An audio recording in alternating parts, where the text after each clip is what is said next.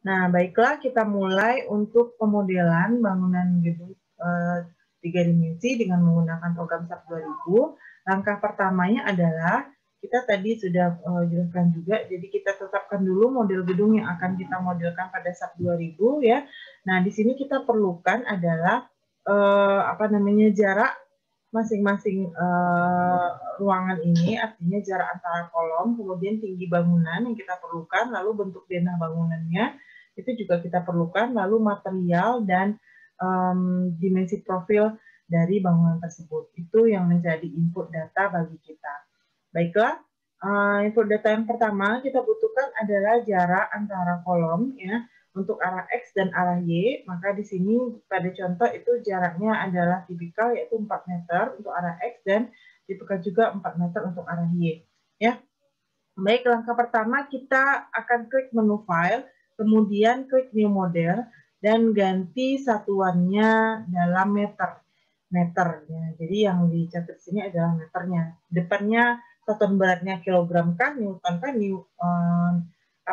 kilonewton kah, terserah. Yang penting di tengahnya ini meter. Karena apa? Karena kita tadi bangunannya adalah dalam meter, ya. Kemudian pilih grid only untuk membuat modelnya. Jadi kita mulai di sini, ya. Di bagian bawah sebelah kanan, perhatikan pada zoom Anda. Coba saya lihat dulu ini benar nggak? Oke, udah benar ya sharingnya ya. Nah, jadi di sini ada satuan. Silahkan Anda pindahkan ke dalam kilogram per meter kolom. Nah, ini. Lalu baru kita buat file new model dengan cara mengklik yang ini ya, kertas kosong ini. Nah, kemudian kalau tadi Anda lupa mengganti satuan di sini juga dia sediakan. Anda ganti kilogram per meter. Lalu pilihlah grid only. Ini ya, grid only. Pilih grid only, lalu di sini kita disuruh memasukkan quick grid line-nya. Jadi ada pilihan number of grid line-nya berapa, kemudian grid spacing-nya berapa, lalu first grid line location-nya berapa, gitu ya. Nah, oke. Kita akan lihat. Tadi kita pilih grid only, sorry lari dia. Ini grid only. Kemudian kita pilih menu 3D frame. Oh, ini jadi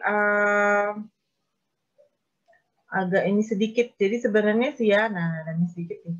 Boleh kita pilih grid only, ya grid only yang ini tadi. Kemudian boleh juga kita pilih menu 3D frame-nya ya. Kalau kita pilih 3D frame-nya, maka kita disuruh mengisikan yang seperti ini. Nah, ini 3D frame.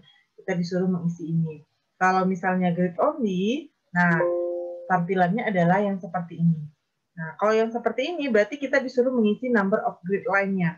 Jadi untuk ke arah X itu ada berapa grid line, ada berapa garisnya, ya. 4, 4, 5, kemudian untuk grid spacing-nya 6, 6, 3, artinya apa? Nah, kalau untuk grid line artinya adalah kita mempunyai garis garis denahnya berapa banyak, baik untuk arah X maupun arah Y. Sedangkan untuk grid spacing, nah itu jarak dari spasi arah X-nya berapa. Jadi antara satu garis tadi, yang grid line tadi, ke garis lainnya itu jaraknya berapa? 6 meter. Nah, untuk Y itu jaraknya adalah 6 meter. Untuk Z itu Z arahnya ke atas, jadi X itu arahnya mendatar, horizontal, kemudian Y itu ke belakang, Z itu ke atas atau ke bawah gitu ya. Nah, kalau saya buat contohnya seperti ini saja, yang default seperti ini kita lihat. Nah, tadi 4, 4, 5 ya. Apa yang dimaksud 4 itu? Nah, bisa lihat di sini ada 4 garisnya ke arah X, kemudian ke arah Y. Coba perhatikan. Ya, ada 4 grid line, berarti 1, 2, 3, 4. Ke arah Y tadi ada 4 juga ya. 1, 2, 3, 4. Nah, kemudian ke arah Z-nya 5. Berarti 1, nih ya, gimana ya gampangnya? Ini 1, 2, 3, 4, 5. Itu dia tadi. Nah, artinya grid line. Sedangkan spacing artinya itu adalah jarak antara A ke B, B ke C, C ke D. Itu spacing arah X ya. Tadi 6 meter, 6 meter. Nah, kita lihat. Tadi 6 meter katanya ya. Saya taruh titiknya di titik B, kemudian perhatikan bagian yang di sebelah kanan paling bawah. Itu ada X6, Y, Ini ganggu aja nih yang baru datangnya. Jadi X6, nah yang ini ya, perhatikan, oh sorry. Ini kita pindahin kemana ini? Nah, nih, perhatikan di sini ada X, ada Y, ada Z. Untuk membuktikannya, tadi kita masukkan spacing X-nya adalah 6. Nah, kita lihat ya. Sekarang kita lihat, Anda lihat di sini, saya klik di titik B. Berapa X-nya? X-nya berapa? 6 ya. Nah, berarti spacing X-nya itu terbukti 6. Nah, kemudian Y-nya kita tinggal pindahkan ke sini. Nah, kita pindahkan ke sini, Y-nya adalah 12. Nah, kayak gitu. Ini di sini Y-nya 0, di sini Y-nya 6 ya. Di sini Y-nya 12, di sini Y-nya 18. Jadi Y0 itu mulai dari sini ya. X0 mulai dari sini, Y0 mulai dari sini. Ini adalah sumbu koordinat 0,0-nya.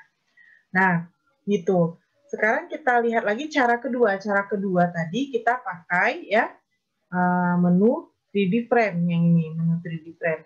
Caranya adalah menu 3D frame tadi kita ganti lagi nih ya. Nah, menu 3D frame, ambil 3D frame. Nah, lalu dia akan menampilkan suatu layar di mana kita disuruh mengisikan open frame building dimension-nya ya. Jadi berapakah jumlah lantai, berapakah jumlah bentang ya, kemudian berapakah jumlah bentang juga, tapi yang ini ke arah Y, yang tadi ke arah X, lalu berapakah tinggi dari bangunan, kemudian lebar ke arah X dan lebar ke arah Y. Nah, kita lihat kalau kita mau bangunan yang seperti tadi, isiannya adalah, nah ini isiannya ya. Nah, isiannya itu untuk number of story-nya adalah 2. Tadi kita lihat bangunannya adalah 2 lantai. Nah, kemudian number of by X-nya adalah 3 ya. Berarti jumlah bentang ke arah X-nya adalah 3. Nah, jumlah bentang ke arah X, bentangnya 1, 2, 3 gitu ya. Kemudian jumlah bentang ke arah Y-nya 2. Berarti ke arah Y yang ini ya. 1, 2. Nah, kemudian kita lihat lagi story height adalah tinggi bangunannya 4 meter. Kemudian B-width-nya itu panjang bentangnya. Panjang bentang arah X dan arah Y. Kita lihat tadi di soal atau di kasus panjang bentangnya adalah 4 meter. 4 meter ke arah X dan Y-nya juga 4 meter, 4 meter. Nah, mari kita isikan ke sub 2000-nya. Jadi tadi yang akan kita isikan 2, 3, 2. Oke, benar. Kemudian yang bagian ini maaf ya 4, 4, 4, jadi agak sedikit banyak layar yang harus saya buka. 4, 4, 4, jadi tingginya 4, kemudian jaraknya 4 ke arah X dan jarak ini juga 4 ke arah Y-nya. Nah, kalau Anda mau mengisikan bagian ini, isiannya ini berbeda, maka Anda klik use custom grid spacing and located origin. Kalau saya klik ini, saya bisa edit grid. Nah, di sini Anda bisa isikan manual. Misalnya ini A, B, C, D ya. Berarti ini Anda pastikan di sini A, B, C, D. Anda bisa mengganti di sini jarak dari, nah kalau ordinat ya, kalau spacing, nah ini jarak. Berarti jarak dari A ke B itu adalah 4 meter, B ke C 4 meter gitu ya. Nah, kemudian C ke D 4 meter. Nah, Anda isikan spasinya. Yang terakhir kita buat saja 0. Begitu juga dengan arah Y. Arah Y itu dikasih simbol 1, 2, dan 3. Jaraknya juga tadi 4 meter. Kemudian Z itu tinggi lantai yang juga 4 meter. Kalau kita mempunyai jarak yang berbeda antara A, B, B, C, C, D, Anda bisa edit dari sini. Jadi ini bisa diganti spacing, bisa diganti ordinat. Kalau ordinat berarti Anda mulai di sini, di titik A ini adalah minus 6, kemudian minus 2, 2, dan 6. Nah, seperti itu. Jadi apa namanya itu titik koordinatnya yang dicatatnya di sini. Tapi kalau spacing, nah ini adalah jaraknya. Kalau saya lebih mudah pakai spacing, itu jaraknya. Oke, ya itu untuk fungsi dari edit grid spacing ini tadi. Nah, kemudian jika kita mau membuat balok dan kolom secara manual, maka kita klik di sini. Jadi Anda klik untuk memasukkan frame properties-nya. Jadi mau baloknya kayak apa? Nah, ini dia. Nah, apakah mau baloknya materialnya steel, konkrit, steel baja, konkrit itu beton, aluminium, cold frame itu adalah baja ringan atau yang lainnya. Anda boleh ketikkan langsung di sini, atau juga nanti bisa kita buat secara manual di tahap berikutnya. Sekarang kita isikan dulu open plan building dimension-nya, yaitu ini tadi ya, data-data ini, baru kita klik OK. Nah, sekarang kita sudah mendapatkan model dasar dari bangunan kita tadi ya. Ini model dasar bangunan kita. Jadi bangunan tadi ada 2 lantai dengan ketinggian 4 meter, jarak X-nya 4 meter, jarak Y-nya juga 4 meter. Oke, sampai di sini ada pertanyaan dulu mungkin. Bisa diikuti Pak Hardi, Joni, Pak Mul, Giovanni, Pak Eki, Windy, Ricky, Robi, Dapur, dan lain-lainnya. Masih bisa diikuti ya? Kalau masih bisa, saya lanjutkan dulu. Insya Allah, Bu. Nah, bisa, Bu. Oke, saya lanjutkan dulu ke tahap berikutnya. Kita sudah, kita sudah membuat model, ini hasilnya ya. Nah, ini hasilnya. Kemudian kita lanjutkan dengan mendefinisikan properties materialnya ya. Jadi kita buat tadi rangka yang kita bangun itu materialnya apa ya. Nah, tentu saja kita akan membuat materialnya adalah beton bertulang. Nah, beton bertulang, data apa saja yang diperlukan ya, antara lain adalah W per unit volume-nya, yaitu berat jenis dari betonnya, kemudian F aksen C-nya berapa, jadi kuat tekanan rencana beton kita berapa, kemudian modulus elastisitas betonnya berapa, lalu angka Poisson beton. Nah, ini kalau untuk beton kita harus ambil nilainya adalah 0,2 ya. Data-data ini kita masukkan caranya dengan boleh Anda ubah satuan dulu menjadi Newton milimeter kolom. Karena apa? Karena nanti data-datanya ini adalah dalam MPa atau data dalam Newton milimeter. Setelah Anda ganti satuannya, kemudian klik define, lalu material. Nah, baru klik add new material. Mari kita coba. Saya mau jadikan ini satu dulu ya, biar bisa sebelah-sebelahan. Nah, kayak gini. Jadi bisa lihat data-datanya. Ini di sini dulu.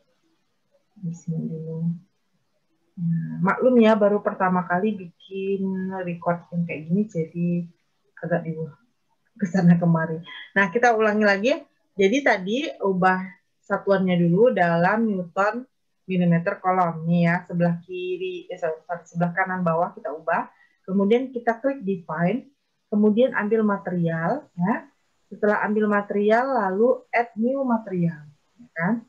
Add new material. Di sini kita akan melihat layar material properti data, yang di sini kita disuruh mengisikan data-data materialnya. Yang pertama kita isikan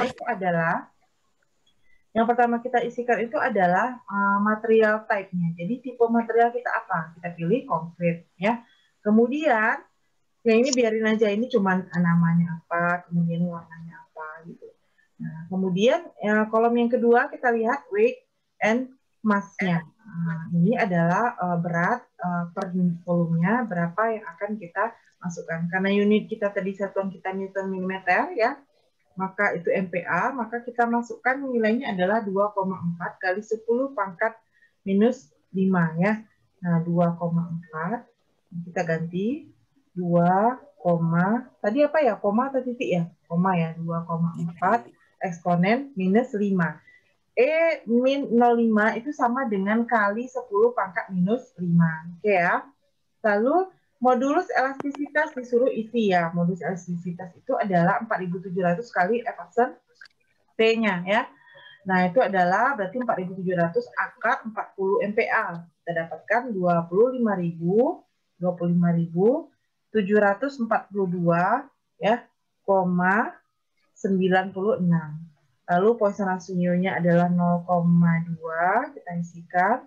Setelah itu, nah untuk koefisien thermal expansion ini tidak perlu kita isikan sir modulus atau G-nya, ini tidak perlu kita isikannya karena kita tidak mau mendesain untuk non-linear material.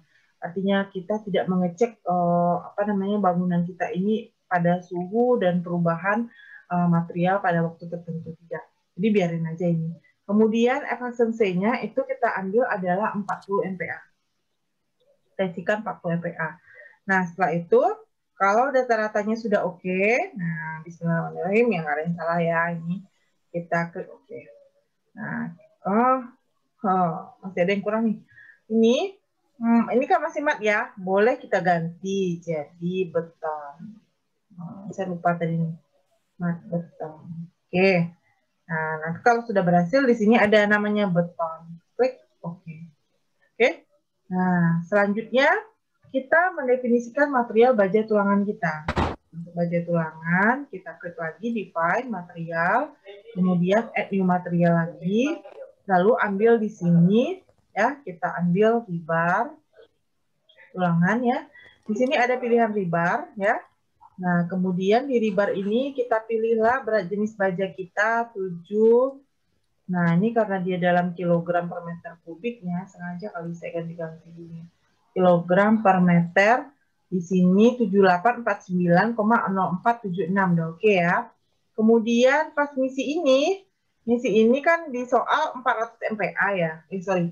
Misi FY 400 MPa. Berarti ini kita ganti dulu jadi Newton milimeter, kemudian ini kita ganti jadi 400 MPa FY-nya. Ya. Tegangan leleh. Kalau FU adalah tegangan ultimate ya. FU-nya silakan Anda sesuaikan, kalau FU-nya 400, FU-nya berapa.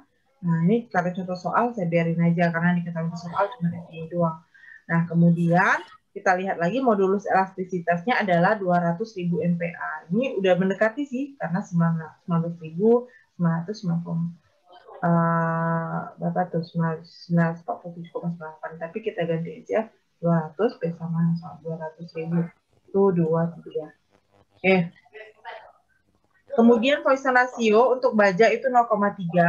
A dan G-nya itu tidak usah diganti, biarkan saja. FYE dan FUE-nya juga tidak perlu kita ganti. Nah, ini untuk rebar kita sudah selesai memasukkan data, kita bisa klik OK. Oke. Oke, kita lanjutkan lagi untuk mendefinisikan properties penampang ya. Nah, jadi pastikan satuan pojok lagi, kita ubah lagi jadi Newton milimeter, boleh. Newton meter ya. Kemudian semua kolomnya ukurannya adalah 0,4 kali 0,4 meter. Semua balok ukurannya adalah 0,25 kali 0,5 meter, ini salah ya, meter. Kemudian pilih caranya adalah dengan pilih define section properties. Ya, ini ya baca ya. Section properties, kemudian frame section, lalu tampilan frame properties box-nya seperti ini ya. Kita pilih yang rektangular, nanti kita masukkan data-data kolom dan baloknya. Mari kita mulai. Oke. Kita mulai. Nah, ini dia. Tadi ya, mumpung saya ingat, kita sudah membuat pemodelan sudah beberapa langkah, jangan lupa kita save. Nah, caranya adalah file, save as, lalu kita buat di folder terserah di mana. Saya coba aja di sini ya, buat folder id. Ini misalnya latihan 1. Yes. Nanti kalau terputus dunia kita nyambung otomatis saja ya. Saya buat 1. Ini untuk judul latihan satunya, file name-nya saya buat 1 di sini. Oke, kita save. Nah, kemudian kita buat section properties-nya. Jadi maksudnya apa sih section properties? Tadi kita sudah buat material, sekarang kita buat section properties. Maksudnya adalah kita membuat elemen kolom dan baloknya, ya, beserta plat juga nanti. Nah, caranya adalah define section properties, kemudian ambil frame section. Saya ulangi lagi, define section properties, kemudian ambil frame section. Oke, nah di frame section ini silakan Anda ambil add new properties. Oke, setelah ambil add new properties, lalu Anda ambil di sini concrete, yaitu beton. Pilih beton yang rektangular karena kita akan menuliskan balok dan kolom kita adalah persegi dan persegi panjang, gitu ya. Nah, yang pertama yang kita buat adalah kolom, maka kita ganti section name-nya adalah kolom. Lalu pilih yang materialnya kita ganti menjadi beton, ya. Setelah itu, section properties-nya biarkan saja dulu, set modifier-nya kita biarkan dulu, kita tinggal ganti ini ya. Nah, ini menggantinya lihat dulu satuan yang di bawah. Ini dalam meter atau dalam mili? Oh, ini dalam meter. Kita masukkan di sini 0,4. Lalu yang juga 0,4. Oke. Kemudian ambil concrete reinforcement-nya. Nah, ini ya. Ambil longitudinal bars-nya adalah rebar, kemudian confinement bar-nya. Jadi ini adalah tulangan longitudinal, yang ini adalah tulangan confinement atau tulangan pengikat, atau kita sebut juga dengan sengkang. Lalu pilih design type-nya adalah kolom, yang ini kolom. Lalu reinforcement configuration-nya adalah rektangular. Jadi konfigurasi tulangannya kita mau bentuknya rektangular, persegi panjang, atau sirkular. Sirkular ini artinya adalah lingkaran atau spiral ya. Nah, confinement bar-nya kita maunya size atau spiralnya. Kalau kita pilih ini rektangular, tentunya ini adalah size, bukan spiral ya. Lalu longitudinal bar-nya, di sini kita pilih clear cover for confinement bar-nya. Berapa selimut betonnya yang sudah dikurangi dengan apa namanya itu tulangan bukan sudah ditambahkan dengan sengkang dan setengah tulangan utama ya. Nah, misalnya saja saya buat di sini sesuai contoh soal adalah 0,04. Kemudian berapa jumlah tulangan longitudinal arah 3 atau 3 direction. 3 direction nanti bisa dilihat di sini. Nah, ini arah 3. Jadi arah 3-nya mau berapa biji? Katanya 3. Kita di soal berapa ini? Ada 4 ya, 4. Kemudian arah 2-nya juga 4. Lalu longitudinal bar size-nya. Ini tulangan apa namanya? Ukuran tulangan longitudinal. Nah, ukuran tulangan longitudinal ini kayak gini nih.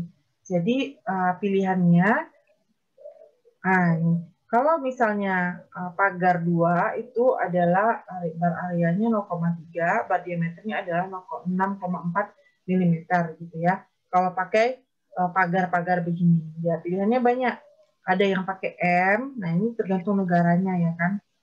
Beda negara beda simbolnya. Nah ada juga yang pakai angka saja, dan ada juga yang belakangnya pakai D.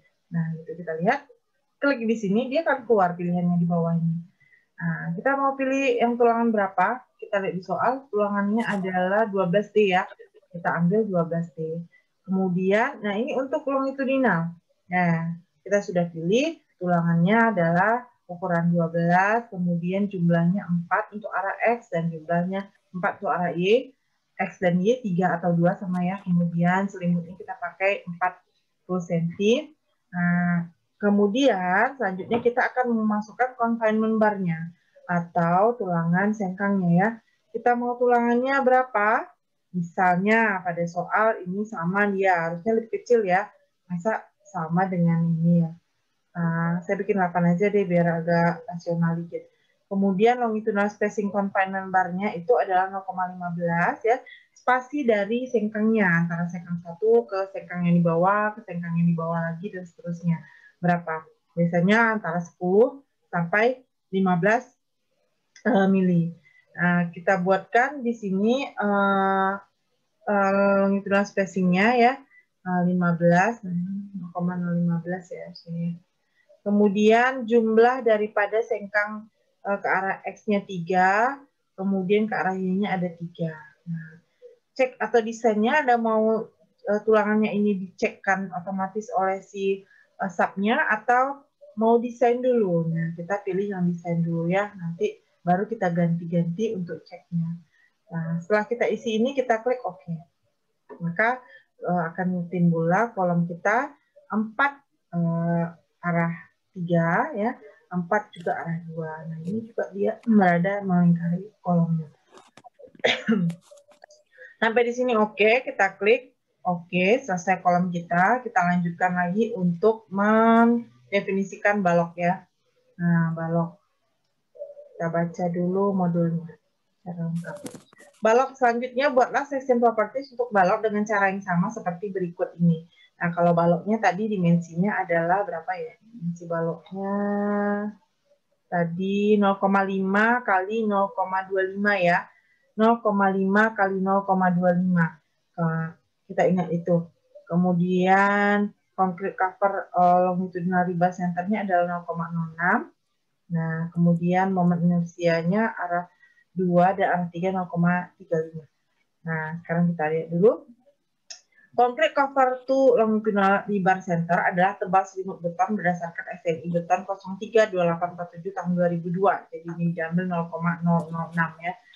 Kekakuan EI ya, yang digunakan dalam analisis yang dipakai untuk desain kekuatan harus mewakili kekakuan komponen struktur sesaat sebelum kegagalan. Ini menurut bukunya Pak Rahmat Purwono pada tahun 2009. Nah, sebagai alternatif, SNI 2847-2002 memberikan inersi efektif yang boleh digunakan untuk komponen-komponen struktur pada bangunan yang ditinjau. Jadi, kenapa ini isinya 0,35, ini dasarnya ya, di SNI, menyatakan bahwa inersi efektif penampang ya untuk balok itu efektifnya adalah 0,35 kali inersia grossnya ya. Nah, 0,35 kali IG-nya. Pada kasus ini, balok dianggap sebagai balok penampung persegi. Pendekatan balok sebagai balok itu tentu lebih mempresentasikan keadaan sebenarnya. Hubungan antara balok plat monolit yang persyaratan lebar sayap balok diatur lebih lanjut dalam peraturan. Sebagai catatan, di SNI 2002 memberikan inersi efektif yang berbeda untuk elemen struktur yang sama. Ini nggak perlu diperhatikan kalian. Yang penting kita isi dia 0,35 ya. Baik, kita mulai masukkan data-data untuk balok 0,5 kali 0,25. Oke.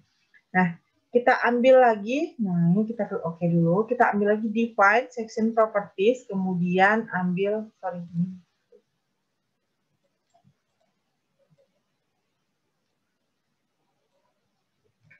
kita ambil, saya ulangi, kita ambil define, kemudian section properties, kemudian frame section, lalu kita pilih admin properties-nya, kemudian kita pilih rectangular lagi, lalu ini kita isi balok.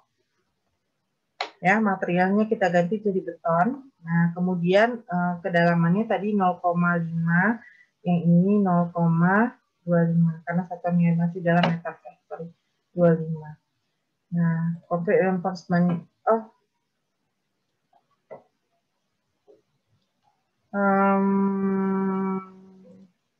sorry, ini ada kesalahan dikit nih kayaknya ya. Ini add new properties, kemudian ini kita pilih konkret rektangular ya, lalu ini kita pilih beton, udah tadi section properties, oke, set modifier. Nah, ini moment of inersianya ya, ini kita ambil 0,35 tadi kan, 0,35. Oke, kemudian concrete reinforcement-nya. Nah, di sini ambil rebar, longitudinal bar-nya, confinement bar-nya juga ambil rebar. Pada desain type-nya, Anda pilih ini di sini beam, ya. Ini balok beam, hanya mendesain momen saja. Kalau kolom tadi mendesain P aksial, M2 momen ke arah 2, M3 adalah momen ke arah 3 gitu ya. Kemudian concrete cover to longitudinal rebar centernya ambil 0,06 yang sama dengan soal ya. Nah, ini disesuaikan sama SNI nantinya. Kemudian reinforcement membuat desain balok ya. Balok di sini balok pilihannya berbeda dengan kolom. Tadi kolom itu lebih detail, dia nanya berapa sih tulangannya gitu, berapa ukuran tulangannya. Tapi kalau untuk si ini untuk balok dia tidak nanya secara detail, tapi nanti dia kasih luas tulangannya. Jadi kita disuruh menghitung secara manual. Oke, ini sudah cukup untuk kita isian datanya. Ini tidak perlu diisi yang di bawah. Kita klik oke. Oh, ini kok. Nah, ini tadi berubah lagi di jadinya. 0, ini tadi kita balok ya, balok. Kemudian set modifier, oke. Kemudian ini tadi T3-nya adalah 0,5 dan T2-nya adalah 0,25. Concrete reinforcement-nya ya, klik oke. Nah, kita sudah punya balok dan punya kolom. Nah, kemudian kita klik oke. Nah, selanjutnya ini sudah selesai. Ini kita lihat lagi tahap berikutnya adalah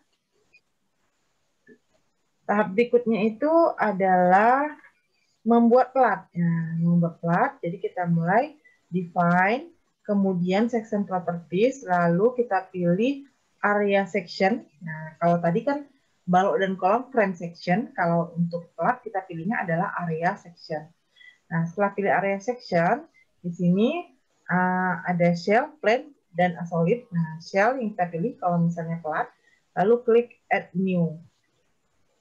Add new section. Nah, di sini kita klikkan nama dari elemen struktur kita apa, plat. Lalu pilih yang membran. Kemudian di sini pilih beton. Lalu untuk material angle-nya, artinya sudut daripada platnya kita nggak punya sudut. Lalu di sini berapa tebal daripada platnya, kita misalkan tebal plat kita sudah didesain ya, artinya sudah preliminary design, sudah pakai hitungan plat, kita keluarlah ini 0,12. Yang tadi juga 0,5, 0,25 itu sudah keluar dari preliminary design-nya, jadi sudah ada perhitungan awalnya dulu. Ya, nah ini anggap sudah ada perhitungan awal, kita ambil di sini 0,12.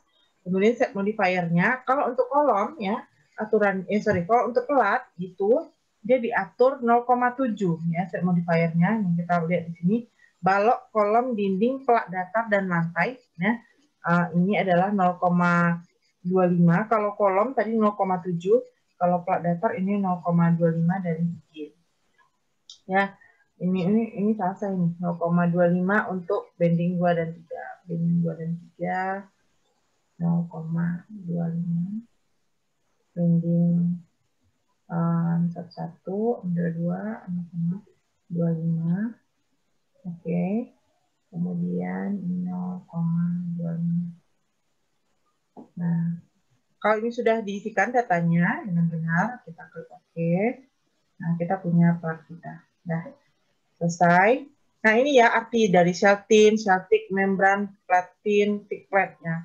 Kalau shell thin itu diasumsikan menerima gaya vertikal dan lateral tanpa penebalan.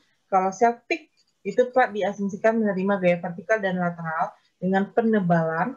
Kalau membran plat diasumsikan menerima gaya saja, tetapi tidak ikut memikul beban. Jadi kita tadi pilih membran.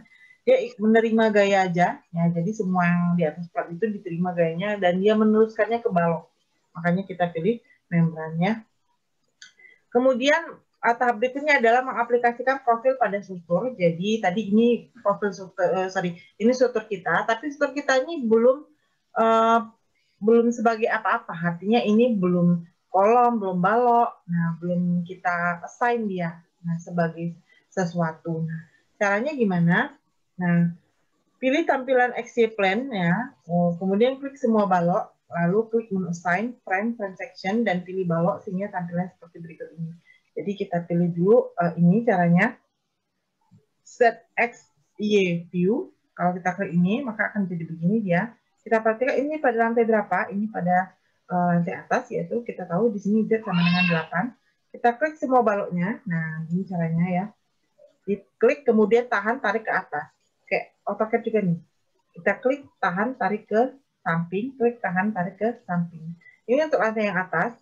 Kita kemudian pilih assign tadi ya.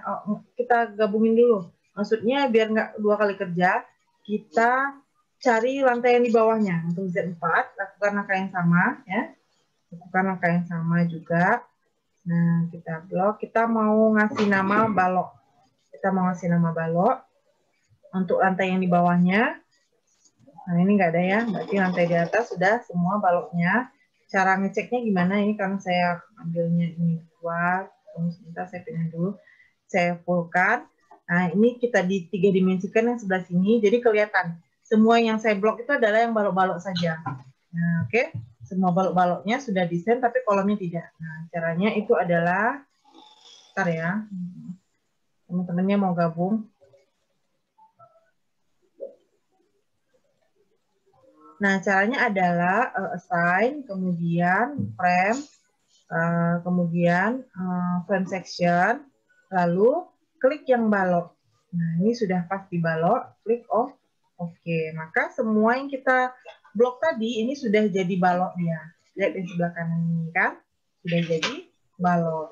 Kemudian untuk mengassign kolom, nah maka kita set dia menjadi XZ. Nah, XZ. Jadi tampilannya XZ. Nah, yang biru-biru di belakang ini yang di sebelah kiri gambarannya ya. Caranya adalah sama seperti tadi kita klik. Nah, ini Kemudian untuk yang tengah juga kita blok begini ya.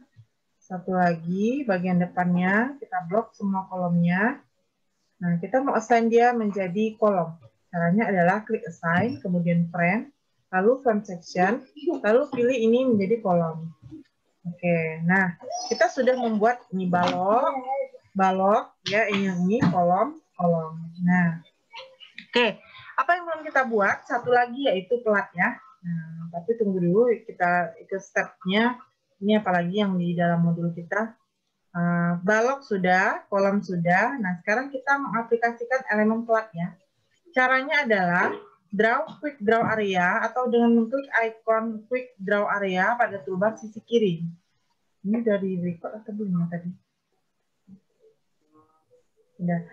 Oke, caranya adalah klik quick draw area, lalu klik pada masing-masing area. Nah, klik pada masing-masing area. Oke, kita coba tahapannya. Jadi ini buat XY dulu ya. Yang di sebelah kiri kita buat XY. Lalu ambil quick draw. Nah, ini quick draw area elemen ya. Nah, caranya tinggal diklik di tengah. Ini sudah jadi pelat ya. Nah, yang kita klik adalah bagian yang lantai 1 sekarang ya. Kita klik semuanya. Nah, jadi pelat kita. Kemudian yang lantai atas lagi, klik. Oke. Nah, ini sectionnya udah otomatis plat sih. Nah, ini section kita plat karena kita udah bikin di awal tadi plat. Nah, ini udah jadi plat ya. Nah, kita bisa view set display optionnya. Kalau mau lihat areanya ya, boleh. Nah, ini sudah jadi plat. Nah, ini udah nama-namanya, berarti udah kita assign dia sebagai plat. Ini lantai yang dasar, ini lantai atas ya, lantai pada Z sama dengan 8, ini pada Z sama dengan 4. Nah, kemudian yang ini pada Z sama dengan 0. Ini ya. Nah, oke, selesai kita membuat balok, kolom, dan plat. Sampai di sini ada pertanyaan? Bisa diikuti, jadi dilihat-lihat aja dulu, nanti dicobain gitu kan. Udah saya record, nanti recordnya boleh diputar-putar ulang-ulang lagi, kan gitu ya. Nah, mudah-mudahan.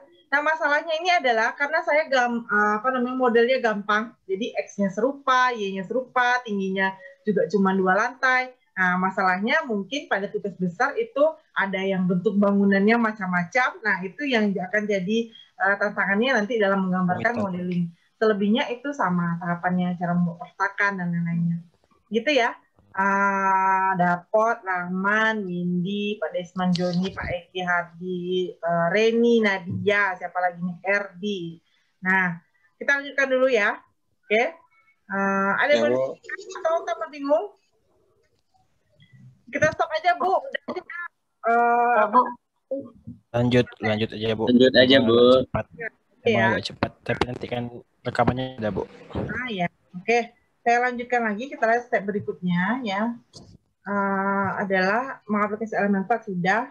Kemudian jangan aplikasikan jenis peletakan restraint ya. Jadi kita membuat peletakannya nih. Pemodelan fondasi diasumsikan sebagai jepit karena desain fondasi yang menggunakan bore pile. Nah, fondasi jalan, ini misal aja nih. Nah, kalau dia bore pile, maka kita akan buat dia jepit gitu. Atau fondasi dalam. Misalnya bore pile, maka dia jepit.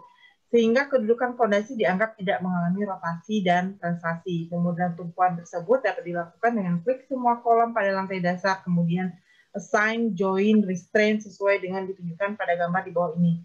Ya, mari kita coba. Kita coba caranya adalah, nah, tadi ini yang sebelah kanan gambar 3 dimensi, yang sebelah kiri adalah XY plane. Nah, ini 3 dimensi, yang sebelah kiri XY plane. Nah, pilih bagian yang paling bawah, jadi Z-nya sama dengan 0. Ya, jangan salah, Z sama dengan 0 itu di sini, di bawah-bawah sini, Z sama dengan 0. Kemudian, kita klik, jadi ambil dulu ini, kita klik di sini, setiap join-nya pada kolom, kita klik, kita membuat tadi peletakan. Kemudian kita assign, join, kemudian ambil restrain. Saya ulangi lagi ya, kita assign, join, ambil restrain. Nah, di sini dia akan nanya mau pakai restrain atau peletakan apa. Kalau gambar yang pertama kita klik, maka semuanya di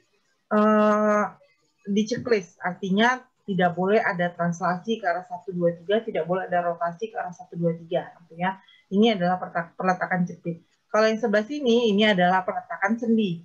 Jadi translasi ditahan, rotasi tidak ditahan. Kalau ini roll ada hanya menahan translasi ke arah 3. Sedangkan yang ini adalah sendi ya. Nah, sendi beda lagi penggunaannya. Oke, kita saat ini pilihnya adalah reaksi peletakan yang jepit. Nah, setelah kita pilih, ini kita klik OK. Maka kita bisa lihat di bagian bawah, ya, semua peletakan kita sudah berubah menjadi peletakan jepit. Nah, peletakan sudah jadi peletakan jepit ya. Nah, selesai untuk tahapan peletakan. Selanjutnya, tahapan apa lagi? 65 mengaplikasikan kekakuan sambungan join balok kolom. Nah, jadi sambungan join balok kolom ini perlu kita perlu kita buat kekakuannya. Tingkat kekakuan balok kolom dapat dimodelkan sebagai rigid zone offset atau daerah yang kaku.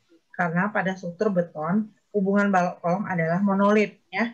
Pada saat nilai kekakuan tersebut input dengan memilih semua elemen balok kolom dengan cara select all atau langsung kontrol A ya. Kemudian pada SNI gempa, ya, ini yang lama sih ya, tapi tidak akan berubah untuk aturan ini. Jadi tetap kita pakai juga ini. Simpulkan bahwa lantai tingkat, atap beton, dan sistem lantai dengan ikatan suatu struktur gedung dapat dianggap sangat kaku atau rigid dalam bidangnya dan dianggap bekerja sebagai diafragma terhadap beban gempa horizontal. Maka masing-masing lantai tingkat didefinisikan sebagai diafragma kaku dengan cara setelah semua join ditandai, kemudian klik assign join constraint ya. Klik assign join constraint. Kemudian ya assign join constraint. Nah, ini pilih diafragma, kemudian add new constraint, yang ini pilih di assign semuanya ya. Nah, ini dulu kita coba ya. Jadi dasarnya itu.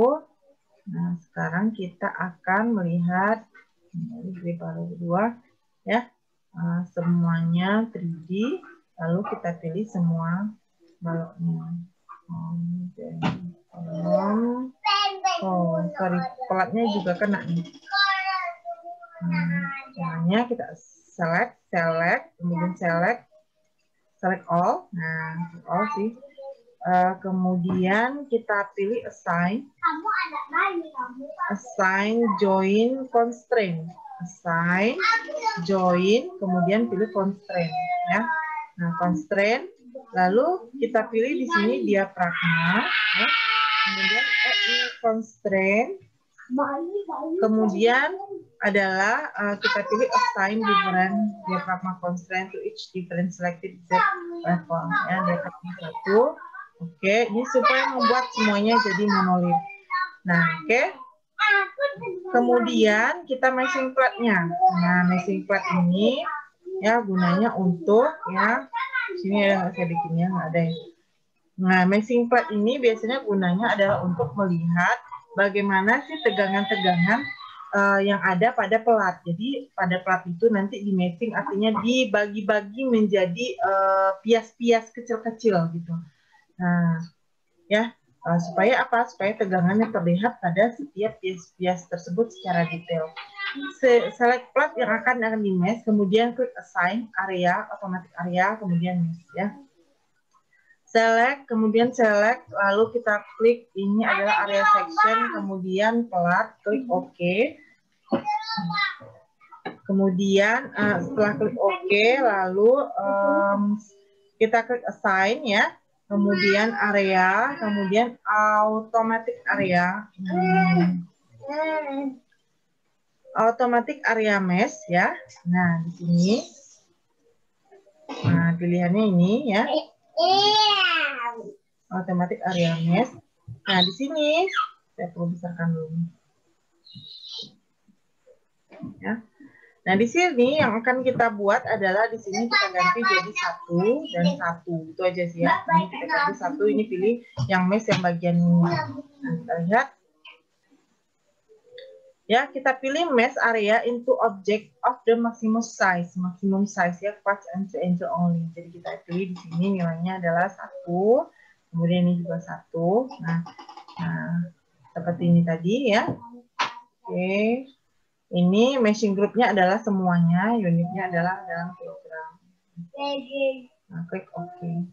Nah, semuanya sudah ter-mesh ya. Nah, ini tandanya nih, meshingnya. Ada apa namanya itu, tulisan apa ini yang nggak jelas juga ya, mesh atau apa itu. Nah, itu sudah teraplikasikan pada semua platnya ya. Selanjutnya kita akan mengaplikasikan pembebanan.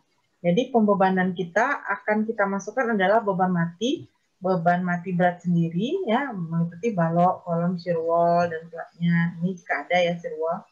Kita tadi cuma punya balok, kolom dan plat. Kemudian beban mati elemen tambahan itu berupa dinding, kemudian keramik, plesteran, plumbing, kemudian mechanical electrical. Ini yang sudah kita hitung ya. Jadi makanya saya minta dulu untuk menghitung bagian ini. Kalau sudah punya hitungannya, kita tinggal masukin ke SAP dulu. Lalu beban hidupnya berapa, dan satu lagi beban gempa. Ada pertanyaan? Tidak ada. Itu cara apa? Itu cara kodoknya. Sebentar, saya mau hitungnya sebentar. Yuk, main apa ya, Dik? Main apa? Dik, main apa?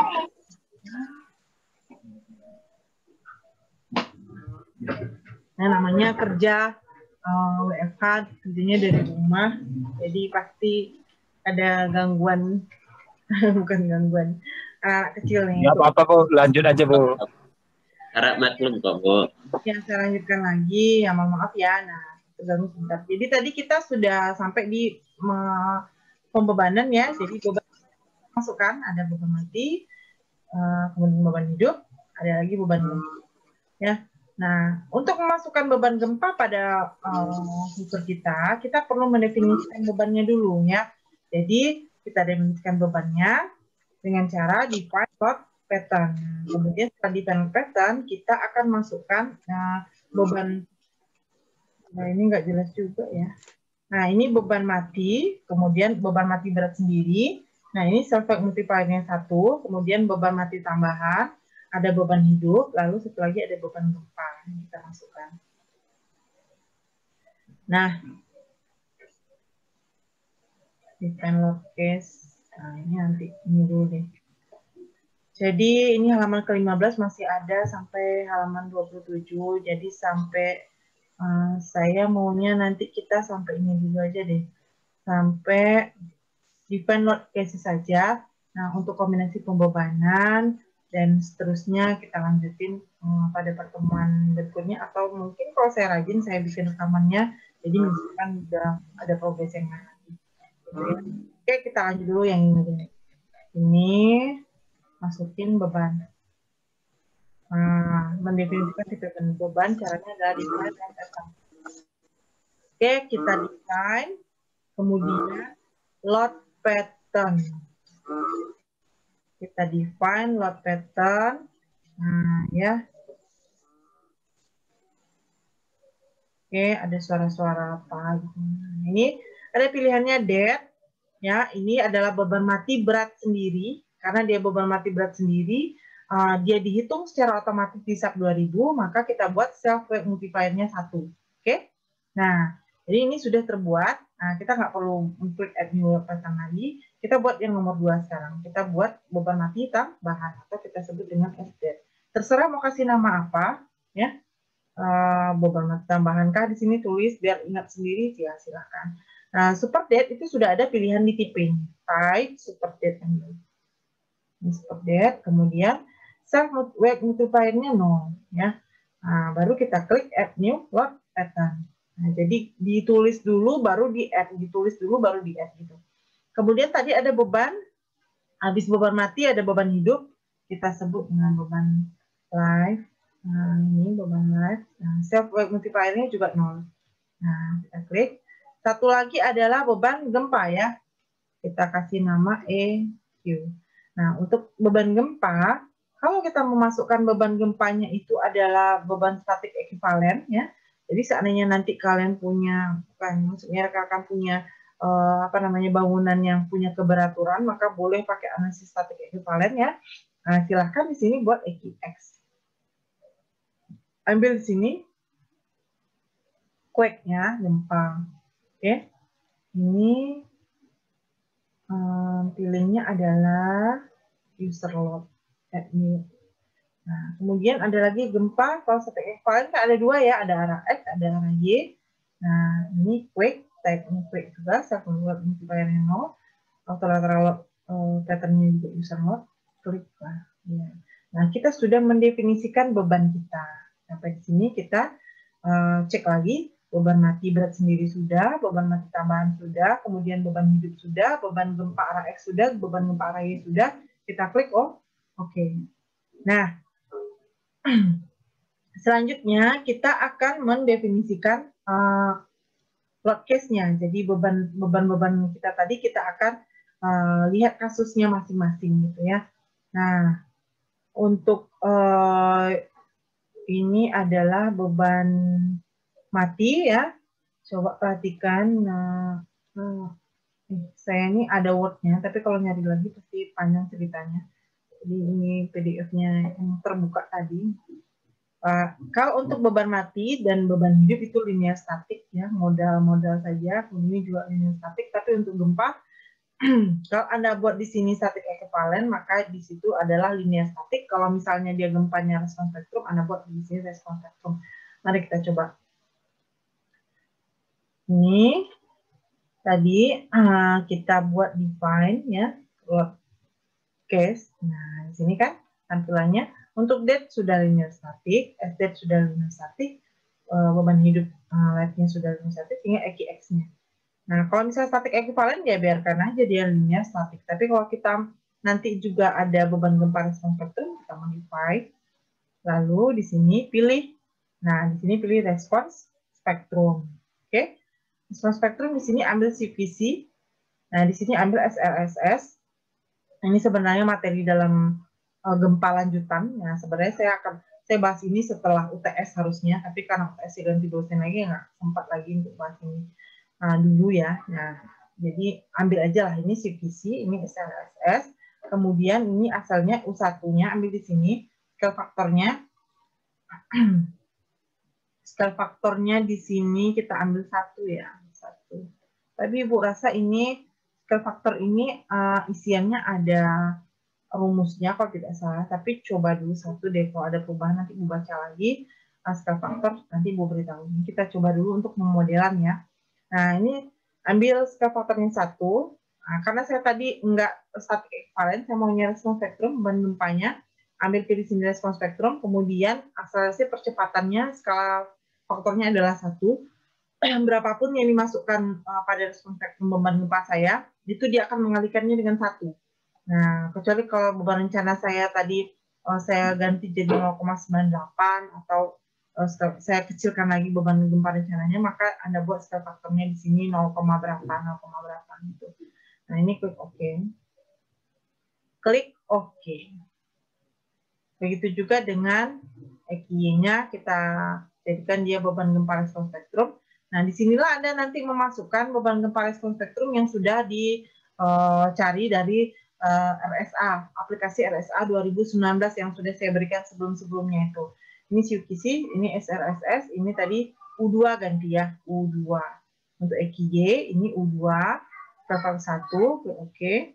Nah, ini sudah kita buat EQX dan EQY-nya, respons spektrum, klik OK lagi. Oke. Nah, kita sudah sampai pada tahap define load cases ya, jadi pada pada halaman 16. Nah, untuk kombinasi pembebanan dan tahap selanjutnya, ini masih ada 10 halaman lagi. Nah, ini akan saya lanjutkan lagi minggu depan. Sambil coba di rumah yang step sampai ke halaman 16 ini. Kalau ada pertanyaan silahkan sharing di Japri, boleh, kalau malu di grup WA. Nah, gitu ya. Nah, jadi saya cukupkan dulu sampai di sini. Nah, minggu depan kita akan bahas tentang kombinasi pembebanan lagi. Kombinasi pembebanan, bagaimana cara memasukkan kombinasi pembebanan. kemudian bagaimana cara memasukkan respon spektrum yang sudah kita cari di aplikasi RSA, kemudian cara membaca mode shape-nya, kemudian periodenya, kemudian bagaimana partisipasi massa itu minggu depan semuanya saya akan bahas insya Allah ya.